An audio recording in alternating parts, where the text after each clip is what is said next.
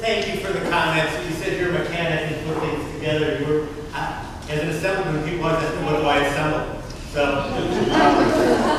we actually don't assemble anything. We're pretty useless, but we are what is assembled in Sacramento to pass legislation for the state, and I'm very fortunate I get to represent the nicest community in all of the country, if not the world, here in San Diego. I want to thank Maurice and the National Veterans Transitional Services for just the work you do to help our vets, and we're doing what we can to try to help vets and active duty service people in Sacramento as well. I'm really honored to be with you today. We're pretty busy, and we're just in our home districts on Fridays. We're in Sacramento most of the week. Just yesterday we finished working on a budget. We're going to vote on it next week, and it has some good things in it for our veterans, and I'm fairly proud of the budget, but as a result, I get booked up all day long, so I'm going to have to leave here a bit early, and I apologize for that, because I would love to stay for the entire ceremony, but I can't. This is my lunch right now, so if you see me faint or waste away with nothing, it's I'm giving up lunch, but it's well worth it to see you guys.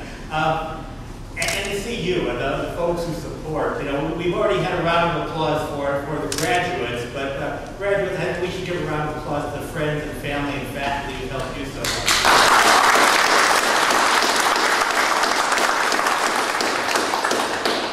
Yeah, it is a team effort, and I've got a long speech that my staff was very good prepared for me. Don't tell me, and I'm not going to read it because I'd rather be a little more informal. I'll use it for some cues so I don't forget important things, but I got to tell you, I just mentioned we finished the budget yesterday in Sacramento, and unfortunately you read a lot about how partisan it is, both in Sacramento and maybe even more so in Washington, D.C. And while we have a real divide on a lot of issues, one thing, and really there are only a handful of things, one thing we really do truly all agree on is we need to do the best we can for our active duty service and our veterans, because we do understand, you know, what you have done and continue to do for us. So I get to serve, I'm lucky. I chair, as I said, I chair the Higher Education Committee. I also serve on the Veterans Affairs Committee, and there's a lot we do together. We had a joint hearing a couple months ago to talk about how we can help veterans transition from the military into education. And with what REBOOT is doing, helping the transition just back into civilian life, both for jobs and for education, it really goes hand in hand with some things we've been doing. Now, I'll mention just a few of the things we're working on, and really I want to then solicit your help in letting me know, and then there's some veterans in the Assembly and in the Senate, and some of our staff are vets certainly, but even if you just go on for a couple of years, you've lost a little bit of touch with what people really need today. So I'll be talking to Maurice, and I'd like to hear from others of you what we can do to best serve you in Sacramento. So I'll talk about some things we're doing, some things we've done, but my personal email address, not the one that you see on my website, because that I don't get to see a lot of, but the one that I actually get on my cell phone here. It's really easy. It's just Marty@martyblock.com. Marty, M-E-R-T-Y at martyblock.com. It's in the program, but the name. Please, when we're done with this, tomorrow, today, next week, next month, if you think of anything that you think the state can help with, text me on my personal, email me on my personal email, and they'll give you some good ideas. Because every year, we get to come up with about 20 new bills, things to help citizens in San Diego, particularly help veterans, and I'm always looking for good ideas. So please let me know. Here's some things we have done. I carried a bill last year that just made it easier for active duty military to vote if they're overseas. We extended the time period. We extended what was a trial program to allow veterans to vote, or active duty members to vote by fax, which we think is helpful. If you're over there fighting for our right to vote, you should certainly not be denied the right to vote. Some things that are maybe more, well, I shouldn't say more important than voting, but other things that are important. We just passed a bill last year that allows people that are called up on multiple deployments, if they have auto loans or other consumer loans, to put those loans on hold while on deployment. Previous law had said on your first deployment you get to put your loan on hold, but the law was passed before people, particularly folks in the National Guard, were being called up for multiple deployments. So we've extended that. There was a bill that was in effect that allowed, if you're 100% disabled as a veteran, you could be exempt from property taxes. But there was only a 30-day window for vets to file for that exemption when they separate from the service. We extended that to 90 days because we found a lot of vets were missing the window. A lot of things we've done, when I say we, what I'm talking about now are my bills, but these are all supported by the Veteran Affairs Committee and the whole Assembly, and then there are many other bills by other members. And I'll be happy to get a complete list of some things that we raise, particularly the current bills, because veterans may not be aware of everything. I've got a bill right now, a couple of I want to just briefly talk about. One is for families, and these are for active duty families for the most part. When you transfer from state to state or even within a state from base to base, frequently student records of sons and daughters going to school can get lost, or students can get tracked the wrong way based on the fact they're new to school.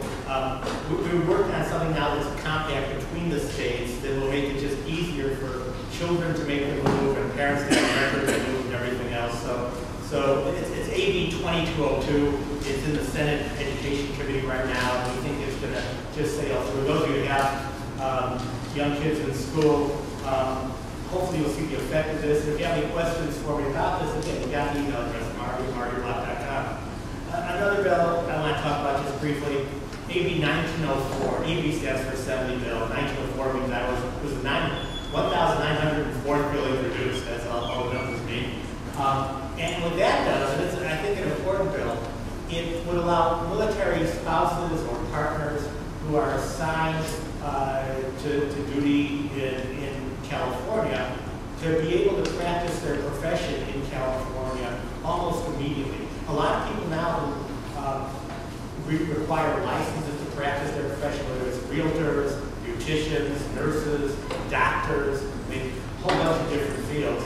And sometimes it can take up to 2 years to get a license so you can practice your profession.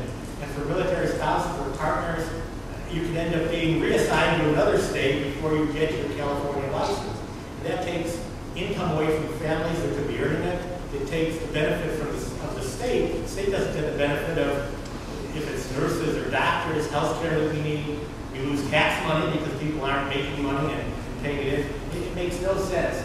So now I've got a bill that says that if your spouse or partner is licensed and in good standing in any of the other 49 states, then they can come to California and get a temporary license to practice here while they go through the whole process.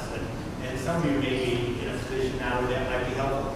That's in the Senate Education Committee also. That one has had no vote through the whole process. I'm sure it'll be signed by Governor Brown probably in October.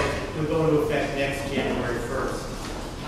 Those are the kind of bills. In our Higher Education Committee, we have a bill that will require all community colleges in California to use standards by a group called the American Council on Education to determine what military service should count for credit in community colleges. Right now, some colleges use it, some don't. They require all to use the American Council on Education standards. That's AB 2462. And if you go to my website, which is martyblock.com, you can see these bills. And if you particularly feel like you want to voice your opinion on any of them, good or bad, hopefully good, you can do that, and that will help us when it comes time to get the governor to sign these bills. The last one I think I want to talk about just looks at creating a pilot program in community colleges that ties directly to what you've done in the military and creates kind of extensions for military training in the community college. And this is just a study bill to look at what it would cost to start up these programs. We have a partnership between military and community colleges to make it almost like you've got your MOS, and this would be for a JOB once you get out. We think with the right planning and the right financing, this could be a boon to folks, again, separated from the military. Just last couple words, we're hearing a lot now about the lack of jobs in the country. And certainly our unemployment rate is much higher than it should be, and hopefully from the president on down, we're working on that. In the legislature, we're committed to help it. But there are jobs available. I did a hearing about 3 weeks ago with Nathan Fletcher, where we brought in folks from Qualcomm, Northrop Grumman, other major industry And we found that they said they had more than 5,000 openings for software engineers, 5,000 openings that they couldn't fill. And then when they would get to the applicants, Google or Facebook or one of the Silicon Valley companies usually stole them away. So there are jobs. These jobs take a lot of training. Some of you have already gotten well trained in the area, just need maybe additional training. But one important thing I'd recommend you, and I know Mark Cafferty is on your board, with workforce development, if you haven't already, and I'm sure REBOOT helps you with this, find out where the jobs are. And when making your decision what kind of training to pursue, what kind of colleges to go to, if you're not already moving straight into the workforce, or even while you're in the workforce, make sure you train for jobs, careers where there are jobs available. And like I say, 5,000 people could be employed like that apparently if they're good in either Qualcomm or one of the other high-tech firms in town. With that, I just want to finally comment that what REBOOT does is so important. And the name is great because you go through your boot camp, and now you're going through boot camp to get out. It's education is truly the key, because I've seen so many of my constituents in this terrible worldwide economy. So many constituents have lost their jobs, some have lost their houses, and you can lose your life savings, you can even lose your health. That's probably the worst of all. But one thing you can't lose is your education. Cesar Chavez said, once someone's been educated, they can never be uneducated. And by taking the step you're taking with REBOOT, the steps you'll be taking down the line, you guys will continue to do wonderful things for our country and our state. And I admire you so much, and thank you so much for your service. Thank you all.